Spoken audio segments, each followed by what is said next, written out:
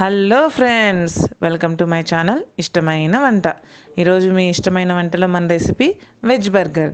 ఈ వెజ్ బర్గర్ని ఎలా తయారు చేయాలో చూసే ముందు మీరు కనుక ఫస్ట్ టైం నా ఛానల్ని చూస్తున్నట్లయితే లైక్ చేయండి, షేర్ చేయండి, సబ్స్క్రైబ్ చేయండి.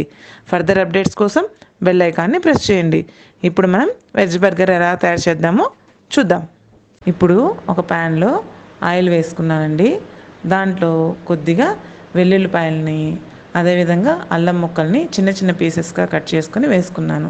మీరు కనుక అల్లం వెల్లుల్లిని ఈ రకంగా వేసుకోదలుచుకోకపోతే మీరు జింజర్ గార్లిక్ పేస్ట్ని యూస్ చేయొచ్చండి ఈ ప్లేస్లో. ఇప్పుడు పచ్చివాసన పోయేలాగా నేను అల్లంని వెల్లుల్లిని ఫ్రై చేశాను. ఇప్పుడు నేను ఉల్లిపాయలు, క్యాబేజీ, అదేవిధంగా క్యాప్సికమ్ని చిన్న చిన్న ముక్కలుగా కట్ చేసి పెట్టుకున్నాను. ఇప్పుడు ఉల్లిపాయలను వేసుకొని బాగా ఫ్రై చేసుకుంటున్నానండి. ఇది బాగా పచ్చివాసన పోయే వరకు ఫ్రై చేసుకుంటే సరిపోతుంది. రెడ్డిష్ కలర్ రావాల్సిన అవసరం లేదు.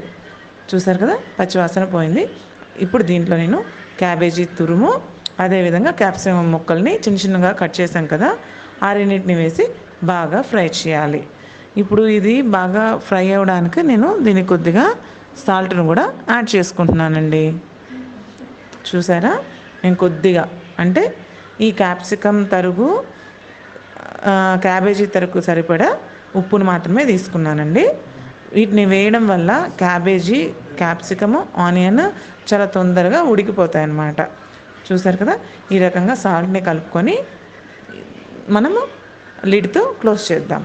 మూత పెట్టేస్తున్నా అండి. ఇప్పుడు మూత పెట్టి ఉడకబెట్టడం వల్ల ఆ ఆవిరికి వెజిటేబుల్స్ అన్నీ చాలా తొందరగా ఉడికిపోతాయండి.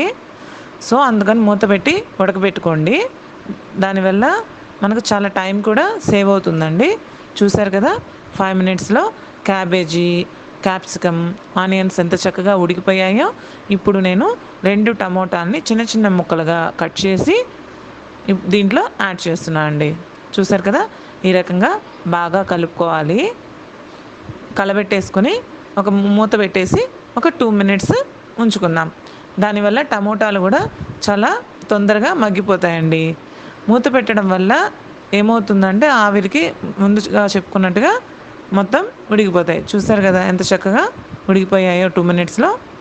ఇప్పుడు దీనికి మనం కొద్దిగా పావుబాజీ మసాలా, అదేవిధంగా గరం మసాలా, అదేవిధంగా కొంచెము కారం, కొద్దిగా పసుపు, ఇవన్నీ వేసి బాగా కలబెట్టుకుందాం.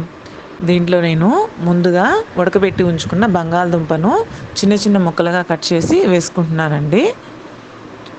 వీటన్నిటిని మనం బాగా కలుపుకోవాలి. ఇక్కడ ఒక విషయం చెప్తాను. ఇందాక పావుబాజీ మసాలా 1 టేబుల్ స్పూన్ వేసుకున్నాం కదా. పావుబాజీ మసాలా దొరకని పక్షంలో, లేదంటే మీకు ఇంట్లో లేని పక్షంలో ఆ ప్లేస్లో జీలకర్ర పొడి, ధనియాల పొడి రెండింటిని యాడ్ చేసుకొని మీరు యూస్ చేసుకోవచ్చు. పావుబాజీ మసాలా అనేది మీకు కంపల్షన్ అయితే కాదు. చూసారు కదా, ఈ రకంగా మనం బంగాళదుంపలన్నీ కలిసిపోయేలాగా ఒక 2 మినిట్స్ మూత మూసి ఉంచుకుంటే సరిపోతుంది. చూడండి, మొత్తం అన్నీ బాగా కలిసిపోయాయి. ఇప్పుడు మనం వీటిని స్మాషర్తో కానీ, లేదంటే నేను వీడియోలో చూపిస్తున్న విధంగా పప్పుకు తీసుకొని కానీ వీటన్నిటిని బాగా స్మాష్ చేసుకోవాలి. ఇలా చేసుకోవడం వల్ల పెద్ద పెద్ద ముక్కలుగా ఉన్నవి ఏవైనా ఉంటే అవి చిన్నగా అయిపోతాయి. అలానే బాగా నుజ్జుగా చేసుకోవాల్సిన అవసరం లేదు. బాగా ముక్కలన్నీ నలిగేలాగా వీడియోలో చూపిస్తున్న విధంగా ఈ రకంగా వస్తే సరిపోతుంది. చూసారు కదా, ఈ రకంగా వస్తే మనకు సరిపోతుంది బర్గర్ చేసుకోవడం కోసం. దీనికి కొద్దిగా కొత్తిమీర యాడ్ చేసి మొత్తాన్ని బాగా కలబెట్టుకొని పక్కన పెట్టేసుకుంటే మనకు బర్గర్లో కావాల్సిన వెజ్ కర్రీ రెడీ అయిపోయినట్టే.